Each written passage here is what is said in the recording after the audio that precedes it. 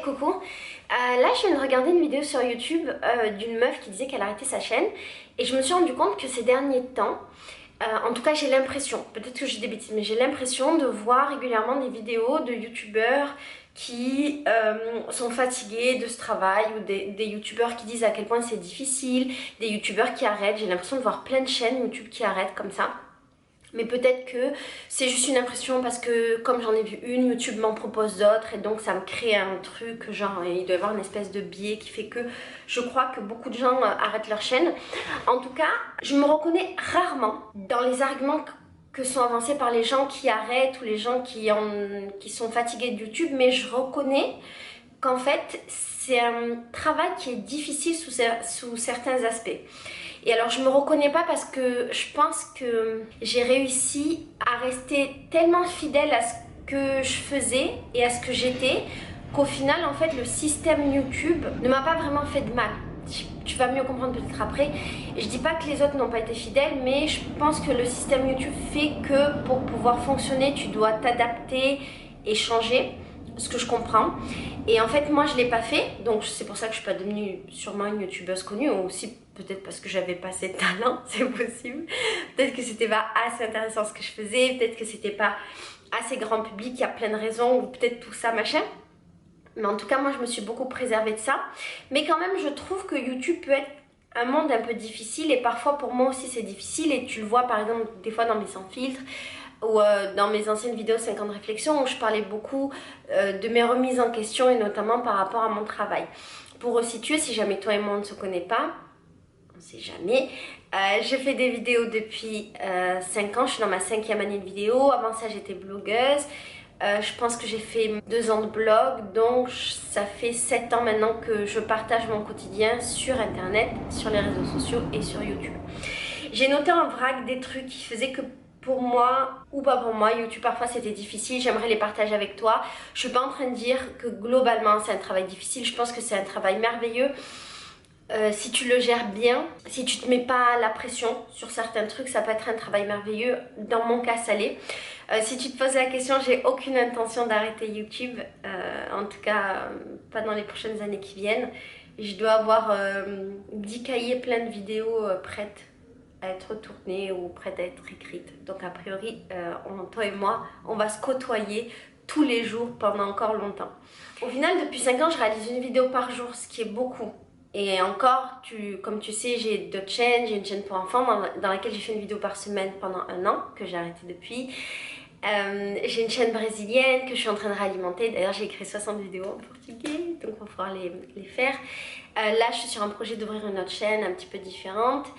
Et du coup, je trouve ça étonnant de voir qu'en ayant ce rythme-là, j'ai pas été confrontée peut-être au même problème que les autres et que je sois pas fatiguée, alors que j'ai la sensation que c'est assez éprouvant ce que je fais. Mais en même temps, comme c'est différent du travail des autres, peut-être que c'est pour ça que moi ça m'a pas...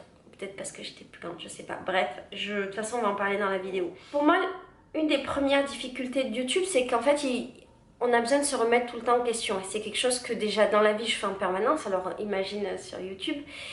Et se remettre en question, ça veut dire en permanence se poser la question de est-ce que ce que je fais c'est bien, est-ce que les gens continuent à apprécier ce que je fais. Malheureusement aussi on peut se poser la question de est-ce que les gens m'aiment toujours, même si pour moi c'est une question délicate parce que c'est pas du vrai amour que les gens donnent. Je pense que les gens donnent du vrai amour eux, mais ce qu'on reçoit c'est un amour différent parce que les gens donnent de l'amour pour ce que tu représentes pour eux à travers l'écran et les réseaux sociaux, pour ce que ça leur apporte et aussi pour les transferts qu'ils font. Donc c'est du vrai amour sincère, mais quand tu le reçois c'est pas le même amour qu'un amour direct. C'est pour ça que je trouve ça dommage de se poser ce type de questions. Je sais pas si moi je me la pose, est-ce que les gens m'aiment? Je crois que j'ai assez de distance par rapport à ça, il me semble. Je reçois beaucoup d'amour, je suis hyper chanceuse, je reçois beaucoup d'amour. La chance que j'ai eue c'est que j'ai rencontré plus de 3000 personnes qui suivent ma chaîne durant les 2 années où j'ai fait ma tournée des pique-niques, et du coup l'amour je l'ai eu en direct. La chance que j'ai aussi c'est que je suis ultra proche dans la mesure où je réponds à tout le monde sur les réseaux sociaux, donc du coup je connais les gens qui regardent ma chaîne. Donc peut-être que c'est ce qui fait que je me pose pas cette question de cette manière-là, mais en tout cas, on peut se la poser.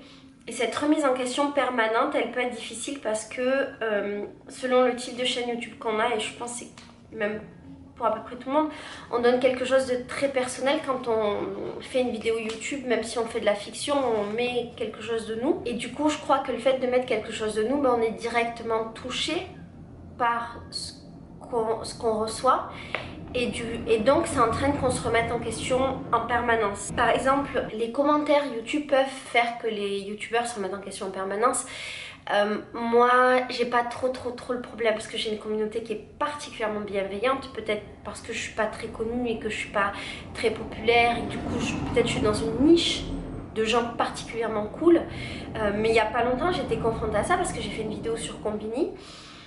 Qui a été vue 1,5 million de fois. Et en fait, sous les vidéos, il y avait genre 600 commentaires. Et en fait, je les ai pas regardés parce que je savais que les gens, ils étaient pas forcément bienveillants dans la mesure où on se connaissait pas et on n'avait pas créé un lien ensemble et que ce dont je parlais, bah, ils le comprenaient peut-être pas parce que c'était pas vraiment leur monde.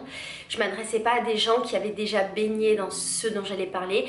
Et donc, j'ai voulu me préserver de ça pour ne pas me remettre en question pour des mauvaises raisons. Je sais que peut-être tu vas penser que ça aurait pu être des bonnes, mais je crois pas. Je crois que c'était des gens souvent qui comprenaient pas et du coup qui étaient méchants. Mais en tout cas, même si les gens donnent des bonnes raisons de se remettre en question, je trouve que c'est très difficile parce que dans la vie on n'est pas confronté à ça tout le temps. Tu vois, on n'est pas confronté au fait de tout remettre en question en permanence sur son travail. Tous les jours. Et quand on fait des vidéos YouTube, eh ben il y a un peu ce truc, en tout cas pour moi, où j'ai la sensation chaque fois que je sors une vidéo que je vais sur la place publique, sur une estrade, je suis toute nue, tout le monde me regarde et voilà. Et là j'attends un petit peu le truc où est-ce qu'on va me jeter des tomates ou est-ce qu'on va m'applaudir pour me dire que c'est bien ce que j'ai fait. Et alors quand on fait une vidéo par mois, ben, on est confronté à ça une fois par mois. Quand on en fait une par semaine, ben, 4 fois par mois. Et dans mon cas, on est confronté à ça 30 fois par mois, 31 fois et plus parfois 35 fois ou 40 fois selon les vidéos que je poste ailleurs ou selon mon rythme. Je pense qu'à la longue ça peut être hyper usant. Moi ça va, la vérité ça va. Mais il y a des moments où j'avoue je suis un peu triste par rapport à ça. Ce qui peut être dur aussi sur YouTube, c'est qu'on a tout le temps la visibilité sur ces chiffres. Par exemple, il y a des applications qui permettent d'avoir en temps réel, et YouTube maintenant le fait très bien aussi, YouTube permet d'avoir en temps réel ces chiffres, de savoir combien de personnes sont en train de regarder ces vidéos, combien de personnes ont liké, combien de personnes sont en train de regarder tout court le contenu et compagnie. Combien de gens se sont abonnés, ce sont des abonnés. Par moments c'est très difficile, en tout cas moi ça me pèse parce qu'il y a un espèce de système sur YouTube qui fait que dès que tu sors une vidéo tu perds des abonnés. Ça fait longtemps qu'on en parle les youtubeurs, YouTube fait genre que c'est pas vraiment vrai, sauf qu'en fait c'est vrai. Moi je le vois quand je poste une vidéo à 2h du matin chez moi, 7h chez vous. À 2h du matin, je vais être par exemple à plus 10 et dès que je vais la poster, je vais retomber à moins 20. Et il me faut le temps de retrouver 20 personnes plus d'autres personnes pour arriver en positif. Alors il y a des youtubeurs qui ont beaucoup d'abonnés tous les jours, c'est trop bien. Moi, selon les périodes, je vais galérer. Il y a des périodes où je vais avoir 100 abonnés par jour, ce qui est ouf. Mais sinon, le rythme de ma chaîne, c'est plutôt une dizaine, une vingtaine d'abonnés par jour. C'est comme ça depuis que j'ai commencé. Et j'ai jamais eu vraiment cette chance d'être hyper partagée, d'être hyper relayée, pas vraiment. Il y a eu effectivement le truc de Juncker. Il y a eu 2-3 petites occasions en 5 ans, mais c'est pas très significatif. Et donc, j'ai un peu ce rythme de croisière. Je suis pas en train de m'en plaindre parce que je préfère avoir un petit rythme de croisière et avoir 10 personnes par jour qui s'abonnent à ma chaîne de bon cœur, qui le veulent vraiment et qui vont vraiment regarder mes vidéos, plutôt que d'avoir 1000 personnes qui arrivent d'un coup et qui s'en foutent de moi et qui se sont juste abonnés parce qu'un youtubeur a dit que ma chaîne elle était cool mais qui connaissent pas vraiment mon contenu. Donc je me plains pas de ça. Mais j'avoue que c'est un petit peu difficile et parfois c'est un petit peu décourageant quand eh ben, mes stats sont négatifs, quand j'ai un peu moins de vues, machin, parce que moi j'y suis confrontée tous les jours. Parce que tous les jours justement je sors une vidéo. Il y a une pression des gens, j'en avais parlé dans une autre vidéo, mais il y a une pression des gens qui regardent un contenu qui est exercé sur les youtubeurs pour que le contenu corresponde à leurs attentes. Et c'est pas possible. Un youtubeur peut pas répondre aux attentes des gens parce que déjà il y a trop de gens différents et parce que ça dénature son travail. Je vois plein de youtubeurs qui au bout d'un moment se sont rendus compte que en faisant des concessions sur qui ils étaient et qu'est-ce qu'ils faisaient, et ben ils s'étaient éloignés de ce qu'ils étaient au début et je le comprends totalement. Par exemple dans mon cas, depuis 5 ans on me dit Laetitia, tu devrais avoir des jolis décors, Laetitia tu devrais avoir un meilleur son, Laetitia tu devrais changer de caméra. Laetitia, tu devrais arrêter de faire ça, tu devrais faire plutôt comme ça, machin, machin. Et je le fais pas. Et peut-être que c'est ça qui me sauve au bout de 5 ans et qui fait que je suis heureuse de faire des vidéos et que je prends toujours autant de plaisir parce qu'au final j'ai jamais changé. Et si tu regardes mes vidéos d'il y a 5 ans, c'est vrai, c'est toujours les mêmes. J'ai de la peine en fait pour les youtubeurs qui sont plus jeunes et qui subissent cette pression parce qu'elle est terrible. T'as juste envie de faire ce que tu veux faire et tu veux juste proposer. Et les gens ils disposent, soit ils aiment pas, basta. Mais tu vas pas avoir une émission de télé pour dire ouais franchement tu devrais changer ça. L'émission de télé elle va pas changer pour toi, elle va faire en fonction de son contenu, de comment elle a envisagé son contenu. Bon, peut-être c'est pas un bon exemple parce que peut-être les chaînes télé elles changent pour plaire aux gens. Un artiste il va pas changer pour plaire aux gens, ou bien ça va devenir un artiste super mainstream et ça va devenir un artiste qui fait des trucs un peu commerciaux. C'est bien pour plein de raisons mais c'est un peu moins bien pour d'autres. Parce que malheureusement, si tu fais ce qu'attendent les autres de toi, tu n'es plus toi-même. Donc ça pour moi c'est quelque chose de difficile sur YouTube. Et ça entraîne une pression en permanence pour évoluer. Et je vois plein de contenus qui évoluent en permanence, ce qui n'est pas du tout mon cas parce que moi je m'en fous.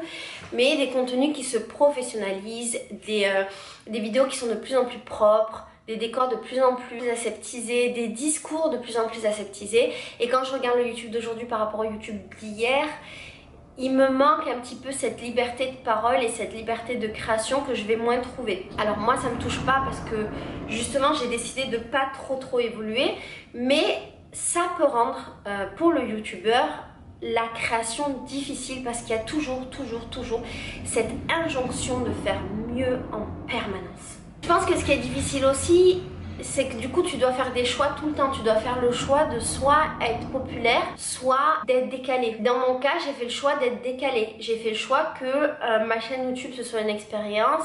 Pour moi c'est une sorte de projet artistique et projet de vie. C'est quelque chose de très global avec une finalité qui serait de laisser quelque chose de quoi je sois fière en fait le jour où je partirai de YouTube ou de la vie, de mon corps, on sait pas. En tout cas, mon idée, c'est de laisser quelque chose dont je sois fière et ce quelque chose dont je serai fière, ce sera pas quelque chose de joli, mais ce sera quelque chose qui aide les autres humains. Dans mon échelle de valeur, le fond est plus important que la forme. On doit faire ces choix-là et je pense que c'est difficile parce que il doit y avoir beaucoup de gens qui veulent faire les deux, ce que je comprends totalement, et du coup, qui sont un peu tiraillés entre les deux, entre faire ce qu'ils veulent vraiment et faire ce qu'il faut. Et je trouve ça hyper difficile. Pourquoi aussi YouTube c'est difficile? Parce que dans ce truc que je te disais de faire des choix, il y a d'autres choix que tu dois faire. Par exemple, je fais pas de partenariat. Depuis 5 ans, j'en ai fait aucun. Ça veut dire que je gagne pas énormément d'argent par mois sur YouTube. Je gagne à peu près 1000 €. Ce qui me permettrait pas de vivre si j'étais en France, mais ça me permet de très bien vivre en vivant au Brésil. Et du coup, c'est un choix que j'ai fait, que j'assume, mais que d'autres ne peuvent pas faire parce qu'ils vivent pas au Brésil, parce qu'ils ont des loyers à payer, des familles à assumer. Il y a d'autres choix qu'on fait. Par exemple, moi je fais le choix de pas faire de feat. J'ai fait plein de vidéos avec d'autres youtubeurs dans ma vie et la plupart du temps, les 3/4 des temps, les vidéos que je faisais avec des gens, c'était des gens qui démarraient leur chaîne. Donc c'est pas du tout une bonne stratégie pour évoluer sur YouTube. J'ai fait des vidéos avec des gens qui démarraient parce que j'aimais ce qu'ils faisaient, parce que je les trouvais cool ou parce que c'était des amis, des choses comme ça. Et du coup j'ai fait le choix de favoriser mon éthique et mes relations humaines plutôt que faire des vidéos pour avoir une popularité. Et je pense que ce qui doit être aussi difficile pour les youtubeurs, c'est de... c'est même sûr, je dis des bêtises, c'est sûr, c'est l'histoire de se réinventer en permanence. Il faut toujours trouver des choses desquelles parler. Alors je suis pas encore arrivée à ce stade-là parce que j'ai une vie qui est très chargée, dans le sens où j'apprends tous les jours des trucs. Ça c'est plus lié à ma personnalité, j'ai besoin d'apprendre des tonnes de choses tout le temps et du coup j'ai besoin de partager des tonnes de choses en permanence. Donc j'ai pas encore ce truc-là, et parce qu'aussi la thématique de ma chaîne c'est justement qu'il n'y a pas vraiment de thématique et c'est justement de partager tout ce que j'ai appris. Mais j'imagine que pour un youtubeur ça doit être difficile de devoir se réinventer tout le temps et d'avoir toujours de l'inspiration pour faire des vidéos, parce que c'est pas rien et que quand on l'a pas, on l'a pas. Et quand on sort pas de vidéo, et c'est le dernier truc dont je voulais parler, quand on sort pas de vidéo, il y a une certaine pression de la part des gens de pourquoi t'as pas sorti de vidéo machin, et puis aussi une pression de la part de YouTube et de son algorithme qui fait que moins tu sors de vidéos et moins quand tu sors ta vidéo est mise en avant. Ce qui est difficile pour terminer, en fait c'était pas ça. J'ai dit que c'était le dernier, mais c'était pas le dernier parce que je viens d'y penser. Ce qui est difficile aussi, c'est que il peut y avoir une perte de motivation. Parfois je peux la ressentir, par rapport au système YouTube. Par exemple, quand je vois que j'ai des vidéos démonétisées pour rien, par exemple j'ai des vidéos juste parce qu'elles parlent de femmes, de féminité, de féminisme, elles sont démonétisées. Même pas des vidéos qui parlent de sexualité parce que j'en ai plein, elles sont pas démonétisées, mais par contre des vidéos sans problème, qui parlent de problèmes de femmes, elles le sont. Et ben ça c'est un peu décourageant parce que c'est comme si on valorisait pas ton travail. Et je dis pas que si je le dis, ça joue le fait de gagner de l'argent pour valoriser ton travail parce que c'est un travail, c'est du temps investi, de l'énergie, des connaissances et donc oui, le fait d'enlever l'argent que tu pourrais gagner sur ton travail, c'est une forme de dévalorisation. Et ça rend le travail de youtubeur difficile et ça démotive et des fois tu te dis pff, voilà, tout comme les moments où tu as fait une vidéo qui te semblait cool et où elle n'a pas de visibilité pour plein de raisons. Par exemple, quand YouTube démonétise une vidéo, elle leur fait pas gagner d'argent, ils ne donnent pas trop de visibilité à cette vidéo. Ou bien quand simplement les gens ne sont pas intéressés alors que pour toi c'était un truc de fou, c'est normal. Ou bien parce que tu as fait une erreur, tu l'as pas sorti dans le bon créneau. Donc ça peut être démonétivant. N'importe quoi. Démotivant. Tout ça pour dire que être youtubeur c'est pas facile tous les jours. Je comprends les gens qui font des vidéos pour dire qu'ils décident d'arrêter parce qu'ils veulent retourner dans la vraie vie. Ils veulent de nouveau avoir une vie sociale parce que oui, quand t'es youtubeur t'as pas de vie sociale. C'est un truc dont j'ai pas parlé mais tu dois faire aussi ce genre de choix. Par exemple, moi, depuis plusieurs mois, je sors quasiment pas le soir parce qu'en fait j'ai besoin de faire des vidéos, j'ai besoin de travailler, j'ai besoin d'avancer sur mes projets et que je dois faire des choix. Donc être youtubeur, c'est faire des choix en permanence, se remettre en question tout le temps, passer par des phases qui sont difficiles et passer par des phases aussi de joie. Mais pour ma part, ça reste un travail que j'aime beaucoup, que je suis très heureuse de faire. Je suis très reconnaissante d'avoir la possibilité de faire ça et d'avoir un peu une tribu pour partager ce que j'aime, partager ce que j'apprends et partager avec des belles personnes. Bisous, ciao.